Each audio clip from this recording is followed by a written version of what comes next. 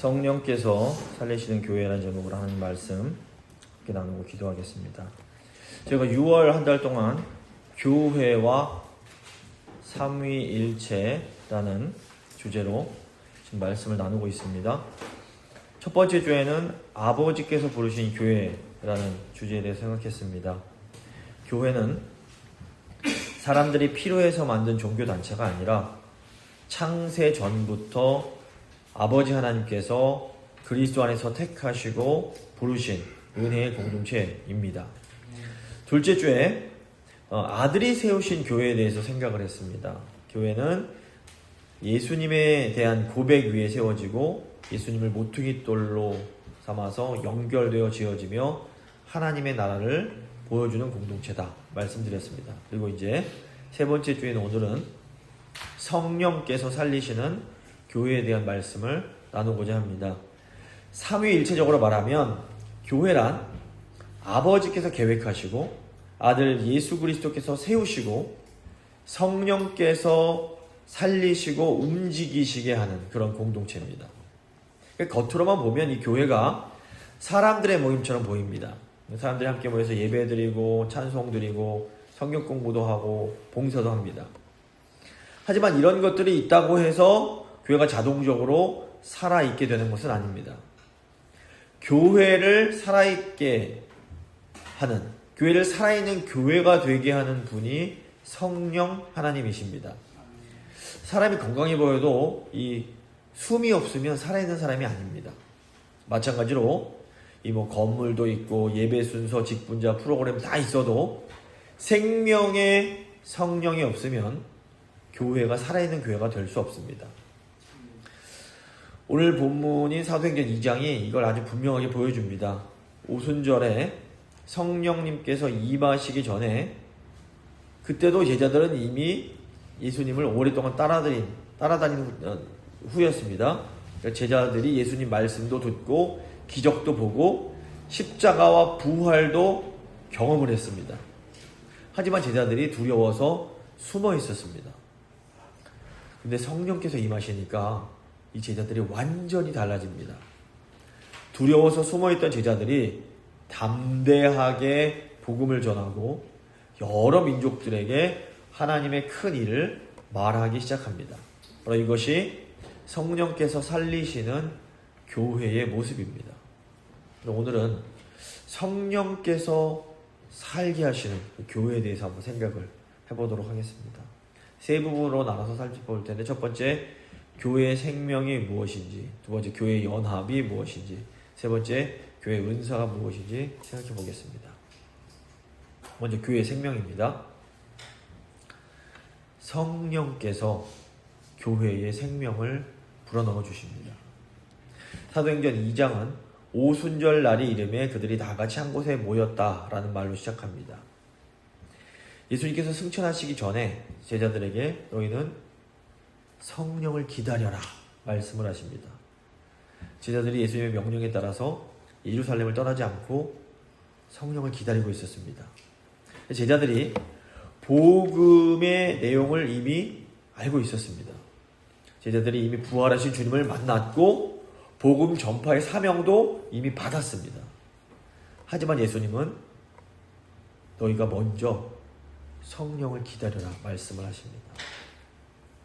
이것은 인간의 어떤 지식과 인간의 열심만으로는 교회의 사명을 감당할 수 없기 때문입니다. 교회는 사람의 의욕으로 움직이는 조직이 아니라 성령의 능력으로 움직이는 공동체입니다.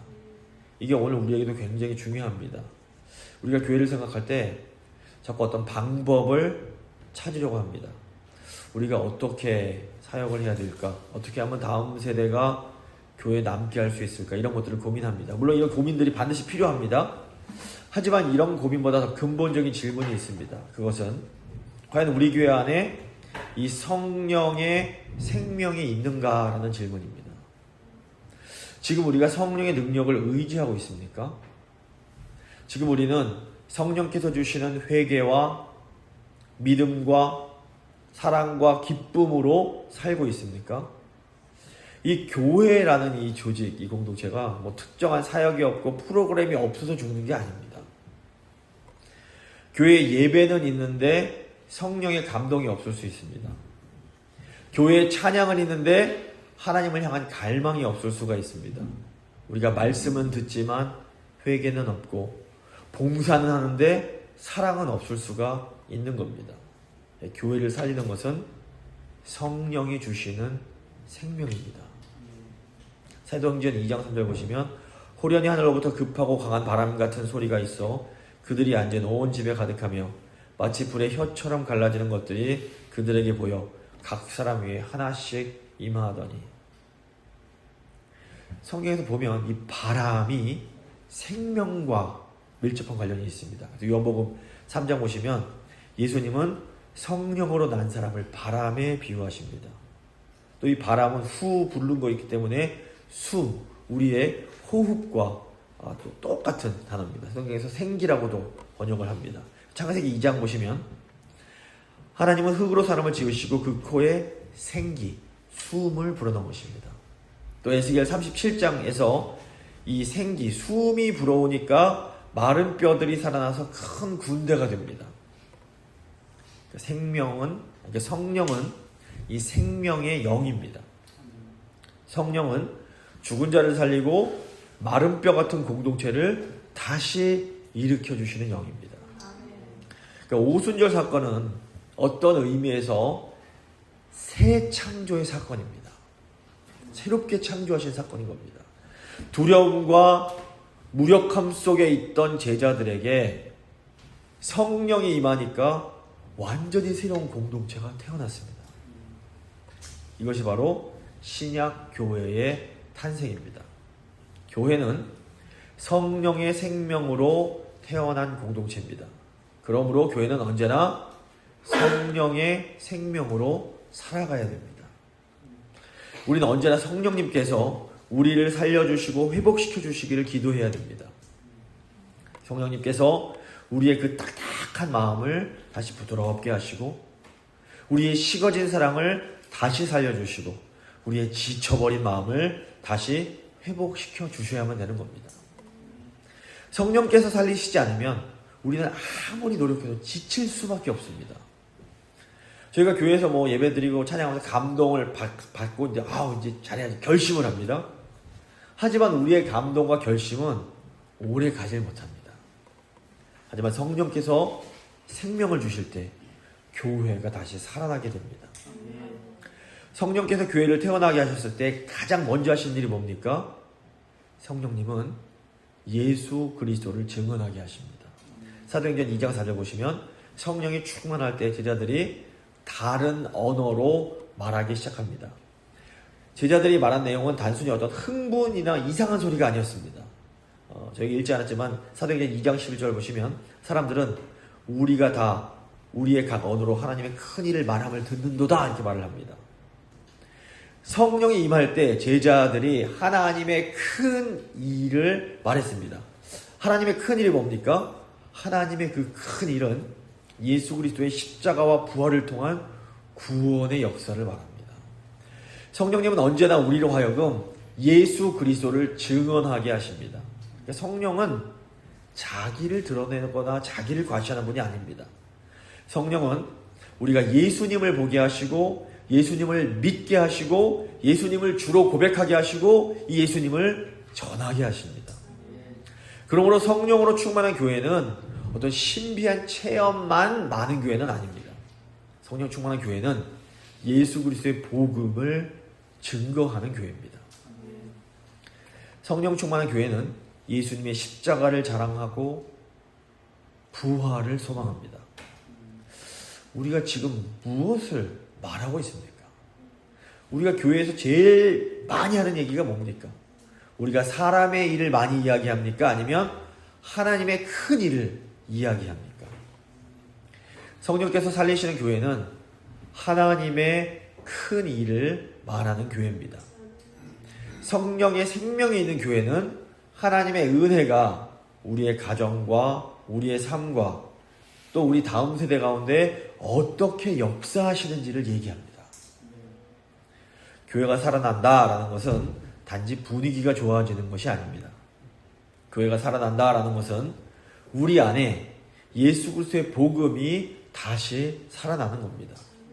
말씀이 살아나고 기도가 살아나고 회개가 살아나고 찬송이 살아나고 복음의 증언이 살아나게 되는 겁니다. 성령은 교회에 생명을 주십니다. 그러므로 우리는 언제나 이 성령께서 주시는 생명을 구해야 됩니다. 두 번째, 성령의 연합입니다. 성령께서는 다양한 지체를 하나가 되게 하십니다. 성령께서 임하신 이 오순절 사건에서 굉장히 중요한 장면이 있습니다. 그것은 제자들이 성령으로 충만해서 다른 언어들을 말하기 시작했다라는 겁니다. 사도행전 2장 보시면 그때 이제 예루살렘에 여러 나라에서 온 경건한 유대인들이 머물고 있었습니다. 바데인, 메데인, 엘람인, 메소포타미아, 유대, 갑바도기아, 본도, 아시아, 부르기아, 밤빌리아, 애굽, 구레네, 로마, 그레데, 아라비아, 이 모든 지역에서 온 사람들이 있었습니다. 사도행전이 이걸 직접 기록합니다. 이렇게. 이 다양한 지역과 문화와 언어를 가진 사람들이 다 한 곳에 모여 있습니다. 성령께서 임하시니까 제자들이 그 사람들의 언어로 하나님의 큰 일을 말하기 시작했습니다. 중요한 것은 성령께서 언어의 차이를 무시하지 않으셨다라는 겁니다. 성령께서는 모든 사람들에게 하나의 언어만을 강요하지 않으셨습니다. 이슬람은 하나의 언어만을 강요합니다. 아람어만 쓰게 합니다. 오히려 성령께서는 각 사람이 자기 언어로 하나님의 큰 일들을 듣게 하셨습니다. 이게 굉장히 중요한 차이가 있습니다. 의미가 있습니다. 성령은 이 다른 점, 차이를 없애시는 분이 아닙니다. 성령은 이 다양한 차이 속에서 복음으로 하나가 되게 하시는 분입니다. 성령은 다양한 언어와 문화와 배경을 가진 사람들이 같은 복음을 듣고 같은 주님을 고백하게 하십니다. 창세기 11장을 보시면 유명한 바벨탑 사건이 나옵니다. 사람들이 자기 이름을 높이고 흩어짐을 면하기 위해서 이제 탑을 쌓는 겁니다. 그 사람들은 하나님 없이 자기들끼리 하나가 되고자 했습니다. 근데 그 결과는 언어의 혼잡과 흩어짐이었습니다. 이것이 무엇을 의미합니까? 죄는 인간의 관계를 갈라놓습니다. 죄는 사람들이 서로를 이해하지 못하게 만듭니다.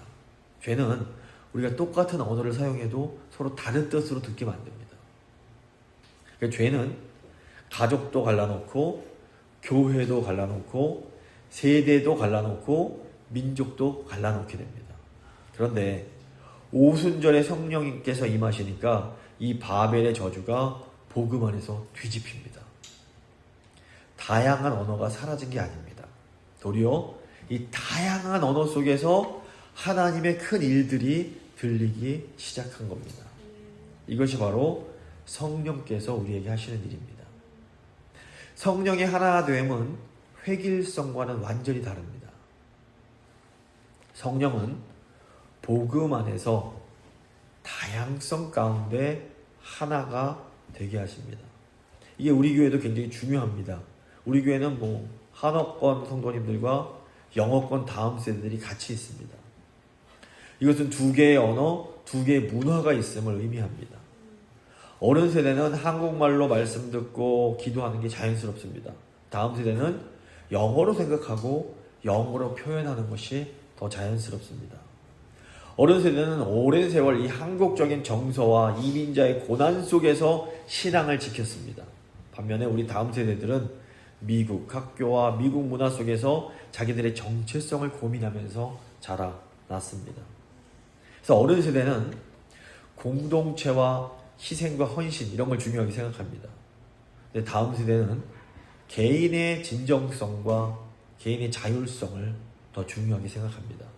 서로가 서로를 쉽게 이해하기가 어렵습니다. 저도 제 새끼들 이해가 잘 안 됩니다. 그래서 어른들은 다음 세대를 보면서 너무 답답하게 느껴집니다. 저렇게 예배를 가볍게 여길 수가 있을까? 왜 이 교회의 전통의 중요성을 모를까? 왜 이렇게 헌신이 부족할까? 반대로 우리 다음 세대 애들은 어른 보면서 또 힘들어할 수 있습니다. 왜 내 얘기를 들어주지 않을까? 왜 항상 답을 정해놓고 말을 할까? 왜 믿음보다 형식을 더 중요하게 여길까? 이런 세대와 문화의 차이들은 뭐 어쩔 수 없는 분명한 현실입니다. 근데 이 성령께서는 이 간격을 복음 안에서 새롭게 해석하게 하십니다. 성령은 이 어른 세대들에게 다음 세대들을 향한 긍휼한 마음, 불쌍히 여기는 마음을 주십니다. 그리고 성령께서 이 다음 세대들에게는 어른 세대를 바라볼 때 그 신앙의 수고와 헌신을 볼 수 있는 눈을 또 주십니다. 성령은 서로 다른 언어와 문화를 가진 사람들이 같은 주님을 바라보게 하십니다. 그래서 성령은 내 방식만 옳다라는 이 마음을 깨트리시고 우리가 함께 그리스도의 몸이다 라는 고백을 하게 하십니다. 고린도전서 12장이 이 사실을 몸의 비유로 설명을 합니다. 고린도전서 12장 12절 보시면 몸은 하나인데 많은 지체가 있고 몸의 지체가 많으나 한 몸임과 같이 그리스도도 그러하니라. 이 교회는 한 몸입니다. 그런데 이 한 몸 안에는 많은 지체들이 있습니다. 한 사람 몸에는 뭐 눈도 있고 손도 있고 발도 있고 귀도 있습니다. 모든 지체가 다 똑같이 생기지 않고 역할도 똑같지 않습니다. 근데 몸이 건강하게 활동하려면 이 모든 지체가 다 필요합니다. 온몸이 다 눈이면 들을 수가 없고 온몸이 다 귀면 걸을 수가 없습니다. 교회도 마찬가지입니다. 교회 안에 다양한 사람들이 있는 것은 사실 문제가 아니라 은혜입니다. 은혜. 나와 생각이 다른 사람이 있는 것은 굉장히 불편하지만 또 반드시 필요합니다.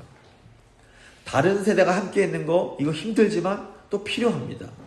왜냐하면 교회는 한 종류 사람만 모인 동호회가 아니라 그리스도의 몸이기 때문입니다. 성령은 이런 다양한 지체들을 하나의 몸으로 세우십니다. 고린도전서 12장 13절 보시면 우리가 유대인이나 헬라인이나 종이나 자유인이나 다 한 성령으로 세례를 받아 한 몸이 되었고 또 다 한 성령을 마시게 하셨느니라. 유대인과 헬라인은 문화적으로 완전히 다른 사람들이었습니다. 또 종과 자유인은 사회적으로 신분이 또 완전히 달랐습니다. 하지만 그들은 한 성령으로 세례를 받아서 한 몸이 되었습니다. 이게 바로 교회입니다. 교회는 세상에서 완전히 나눠져 있던 사람들이 성령 안에서 한 몸이 되는 곳입니다. 그러므로 교회 안에서 우리가 서로를 바라볼 때 이 성령의 시각으로 볼 수 있어야 됩니다. 야, 저 사람은 진짜 나랑 달라. 여기서 생각이 멈추면 이제 갈등이 시작되는 겁니다. 아, 달라. 저 사람은 나와 다르지만 같은 성령 안에서 한 몸 된 지체다 라는 생각까지 나아가야 됩니다. 그래야만 교회가 교회될 수 있습니다. 나와 다르다는 이유로 무시하거나 또 불편하다는 이유로 이렇게 밀어내면 안 됩니다. 하나님께서 그 지체를 우리 몸 안에 두셨다면 거기에는 이유가 있는 겁니다. 때로 하나님께서 그 지체를 통해서 나를 겸손하게 하십니다. 때로 하나님은 그 지체를 통해서 우리 공동체의 부족함을 보게 하십니다. 특별히 다음 세대는 단순히 우리 교회의 미래가 아닙니다. 다음 세대도 현재 우리 교회의 지체들입니다. 영어권 세대는 잘 준비되면 사용될 수 있는 미래의 사람들이 아닙니다. 다음 세대들은 이미 지금 그리스도의 몸된 교회의 일부입니다. 그러니까 이 다음 세대들이 한 성령 안에서 한 몸된 지체라면 우리 이 다음 세대들이 복음 안에서 자기 자리와 은사를 발견할 수 있도록 도와주어야 됩니다. 어른 세대가 가진 신앙의 깊이와 다음 세대가 가진 언어와 문화의 감각이 복음 안에서 서로 만날 때 교회가 더 건강해질 수 있습니다. 성령께서는 이렇게 다양한 지체를 하나가 되게 하십니다. 성령님이 이렇게 하나 되게 하신다라는 것이 뭐 갈등이 전혀 없게 된다는 뜻이 아닙니다.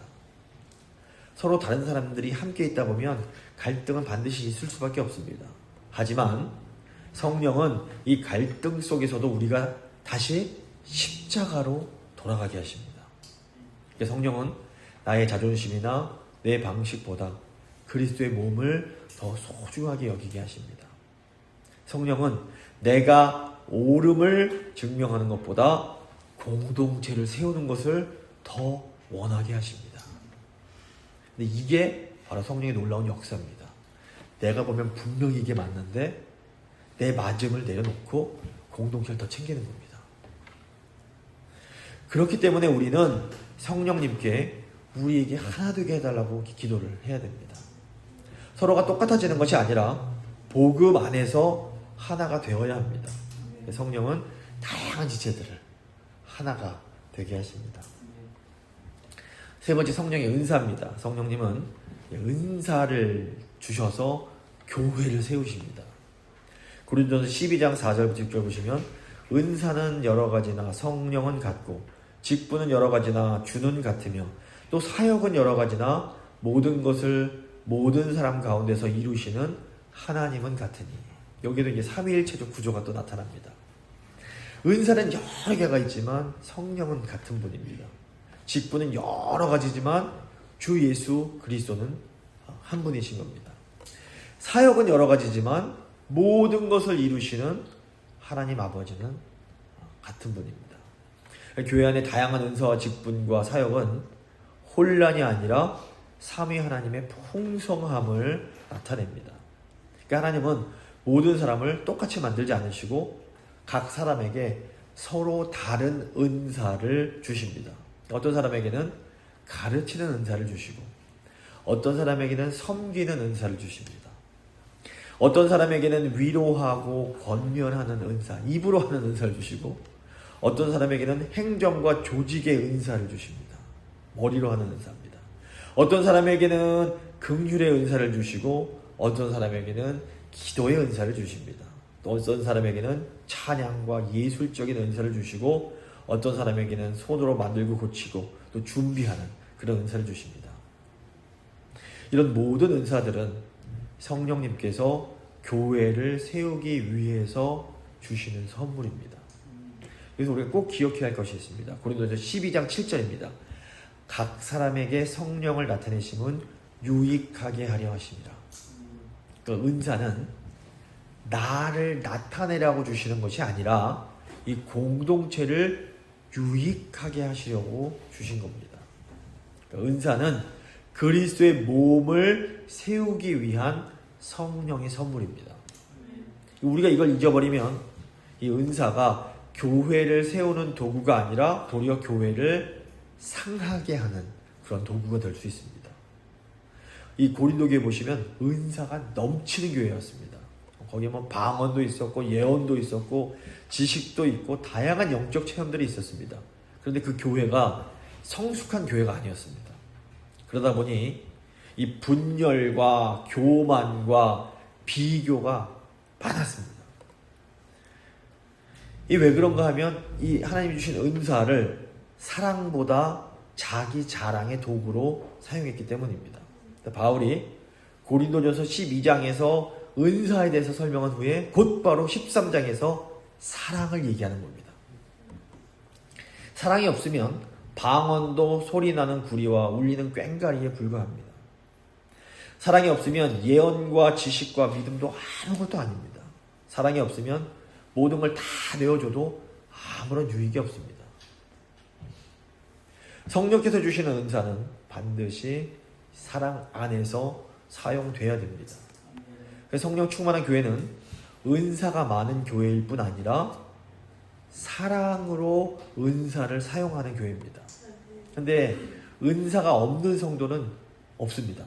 성령님은 모든 성도에게 각 사람에게 은사를 주십니다.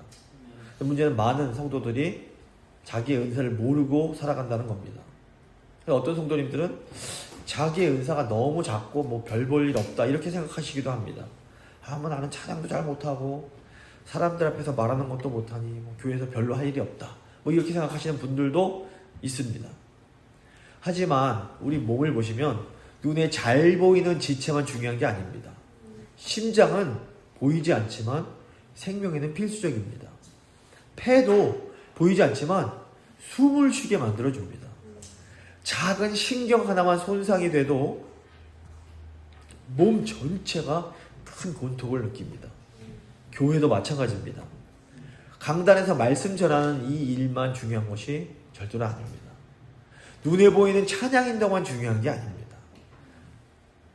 보이지 않게 음식 준비하시고 또 아이들 돌보시고 아픈 성도 위해 기도하시고 교회 보이지 않는 곳곳을 청소하시고 다음 세대를 위해서 묵묵히 헌신하는 이 모든 일들이 바로 그리스도의 몸을 세우는 일입니다. 성령께서는 이런 모든 섬김을 통해서 교회를 살리십니다. 성령의 은사가 무슨 특별하고 대단한 능력이 아닙니다. 성령의 은사는 교회를 세우는 실제적인 능력입니다. 연약한 누군가를 끝까지 참고 기다려주는 것도 은사할 수 있습니다. 상처받은 사람의 얘기를 오랫동안 1시간, 2시간, 3시간 들어주는 것도 이것도 하나님이 주신 은사일 수 있습니다. 교회 안에 복잡한 일을 조용히 정리하는 것도 이것도 은사입니다. 또 아이들이 안전하게 예배하고 배울 수 있도록 열심히 준비하는 일도 이것도 은사일 수 있습니다. 그러니까 어떤 성도님들은 이 입으로 말로 성도를 세우지만 어떤 분들은 또 열심히 수고하는 손으로 사람을 세웁니다. 어떤 성도님들은 눈물과 기도로 사람을 세우고 어떤 성도는 또 넉넉한 물질로 사람을 세웁니다. 성령께서 각 사람에게 다른 은사를 주십니다. 그러니까 우리가 할 일은 서로 네 쪽에 좋네 저게 좋네 비교하는 게 아니라 나에게 주신 것에 충성하는 겁니다. 내 은사가 더 크냐 작으냐를 따지는 게 아니라 하나님께서 나에게 맡긴 은사로 예수 그리스도의 몸된 교회를 세우는 게 너무너무 중요합니다. 특별히 오늘날 교회 안에서 우리 다음 세대 세우는 일은 정말 다양한 은사들이 필요합니다. 다음 세대가 그냥 귀하다 말 한마디로 세워지는 게 아닙니다. 다음 세대에게는 말씀도 필요하고 기도도 필요하고 사랑도 필요하고 또 활동할 수 있는 공간도 필요하고 기다림도 필요하고 실제적인 섬김도 필요합니다. 다 필요합니다. 감사하게도 저희 교회 성도님들은 이 다음 세대 세우는 일에 기꺼이 마음 여시고 적극적으로 도와주고 계십니다. 저는 이것이 성령께서 우리 교회에 역사하고 계시다는 아주 중요한 증거 중 하나라고 생각합니다. 교회 안에서 가장 위험한 말 중 하나가 나는 할 일이 없어 이 말입니다. 그리스도의 몸 안에는 쓸모없는 지체는 한 명도 없습니다. 성령께서 우리를 한 몸 안에 두셨다면 반드시 내가 감당해야 될 몫이 있는 겁니다. 또 다른 위험한 말이 저 인간 저건 필요가 없어 이 말입니다. 내 눈에는 지극히 약해 보여도 하나님께서 그 지체를 통해서 교회를 세우실 수 있습니다. 고린도전서 12장은 약하게 보이는 지체가 도리어 더 필요하다 이렇게 말씀합니다. 교회는 강한 사람들만으로 세워지지 않습니다. 교회는 약한 지체를 귀하게 여기고 돌볼 때 그리스도의 몸다워지는 겁니다. 세상은 능력 있는 사람을 중심으로 조직을 세워갑니다. 하지만 교회는 성령의 은혜 안에서 약한 지체도 존귀하게 여기는 공동체입니다. 세상은 이 효율을 위해서 약한 사람을 그냥 밀어낼 수 있습니다. 하지만 교회는 십자가의 사랑 때문에 연약한 사람을 품습니다. 사실은 우리 모두가 따지고 보면 다 연약한 자들이었습니다. 우리는 모두 죄와 사망 앞에서 지극하게 무력한 자들이었습니다. 그런 우리를 우리 예수님께서 자기 피로 사시고 성령께서 은사를 주셔서 교회를 세우게 하신 겁니다. 그러므로 은사는 하나님은 우리에게 은혜를 베푸신다라는 증거입니다. 은사는 그래서 우리가 자랑할 게 아니라 감사해야 할 이유입니다. 나에게 내 은사가 뭔지 아시는 분들은 그 은사를 감사하시기 바랍니다. 우리가 성령께서 주신 이 은사를 사랑 안에서 잘 사용할 때 교회가 살아납니다. 딱딱하게 굳어있던 관계가 풀리고 지친 사람들이 위로를 받고 다음 세대가 교회를 가정처럼 느끼기 시작합니다. 말씀과 기도가 깊어지고 교회가 자기 안에만 머물지 않고 세상과 이웃을 향해서 열리게 되는 겁니다. 성령은 은사를 주셔서 교회를 세우게 하십니다. 그러므로 우리는 성령님 저에게 주신 은사를 알게 하시고 그 은사를 자랑이 아니라 섬김으로 사용하게 하여 주시옵소서 기도해야 하는 겁니다. 오늘 말씀을 좀 정리해 보겠습니다. 첫째로 성령은 교회에 생명을 주시는 분입니다. 오순절 이전의 제자들은 두려워하며 숨었지만 성령께서 임하실 때 담대하게 하나님의 큰 일을 말하는 증인이 됩니다. 교회는 어떤 조직, 어떤 프로그램으로 살아나는 게 아닙니다. 성령께서 생명을 주실 때 교회가 살아납니다. 둘째로 성령은 다양한 지체들을 하나가 되게 하십니다. 오순절에 여러 가지 언어를 가진 사람들이 자기 언어로 하나님의 큰 일을 들었습니다. 성령님은 차이를 없애버리시는 분이 아니라 이 다양한 차이 속에서도 복음으로 하나 되게 하시는 분입니다. 그래서 우리 이 KM 세대와 이 EM 세대, 어른 세대와 다음 세대가 한 성령 안에서 한 몸이 되게 하십니다. 셋째로 성령은 은사를 주셔서 교회를 세우게 하십니다. 은사는 나를 드러내기 위한 것이 아니라 공동체를 유익하게 하기 위한 선물입니다. 성령께서는 각 사람에게 필요한 은사를 주셔서 그리스도의 몸을 세우게 하십니다. 이 은사가 사랑 안에서 사용될 때 교회가 살아납니다. 자, 오늘 이 성령의 생명이 우리 안에 넘치고 있습니까? 우리의 예배가 살아있습니까? 또 우리 다음 세대를 향한 이 마음이 생생하게 살아있습니까? 만약에 우리의 마음 한구석에 어떤 식어진 것이 있다면 우리 힘으로 역시 막 억지로 살리려고 해서는 안 됩니다. 우리가 성령님께로 나아가야 됩니다. 교회는 아버지께서 부르시고 아들이 세우시고 성령께서 살리시는 공동체입니다. 그러므로 소망이 우리 안에 있지 않습니다. 우리 소망은 삼위일체 하나님께 있습니다.